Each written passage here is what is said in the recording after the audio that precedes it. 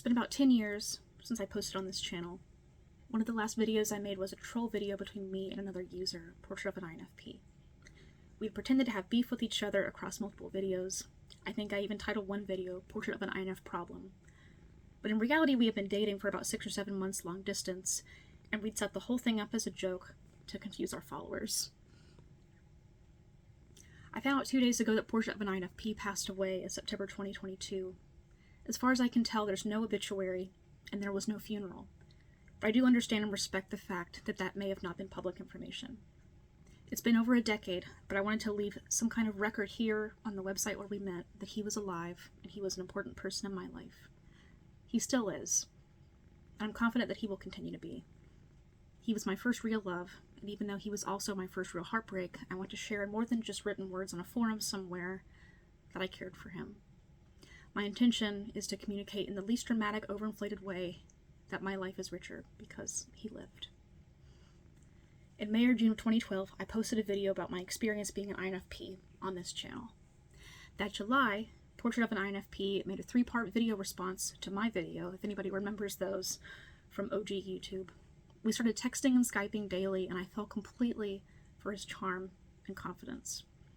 He tried so hard to make me laugh that he fell out of his chair on one of our first video calls, and we shared so many emotionally vulnerable parts of each other, as vulnerable as you can get at the age of 18 with someone living almost 900 miles away, as he was in Texas and I was in West Virginia. Eventually, that November, I told him I had caught feelings with the complete intention that that would be our last time talking.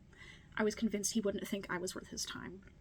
To my complete surprise, he said the feelings were mutual.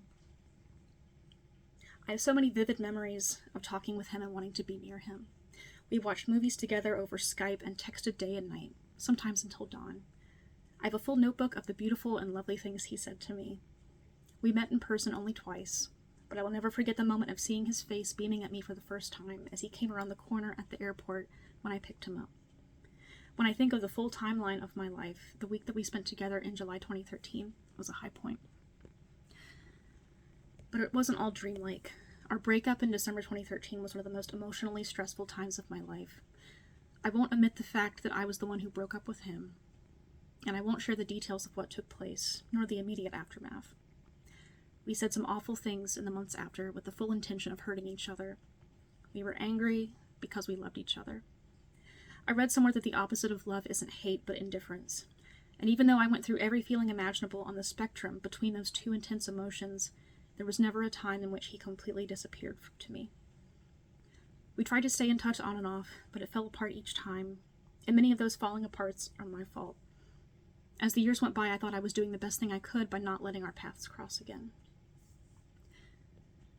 I don't know the circumstances of his death, nor can I say anything about knowing him in his post-teenage years, because I didn't. I mostly just want to shout out into the void with my real voice that, in the time in which I knew Jared, I treasured him. And I treasure the memories I have, and I never want to lose them. In true INFP fashion, I've been writing them down over and over in pieces these past few days, so I can't forget them. I know the phrases, "a part of me will always love you," or "you changed my life," are such abstract expressions of grief that they can feel empty. But in the most real sense, I want to express gratitude to the universe that out of the billions of people in the world, the millions of people on YouTube,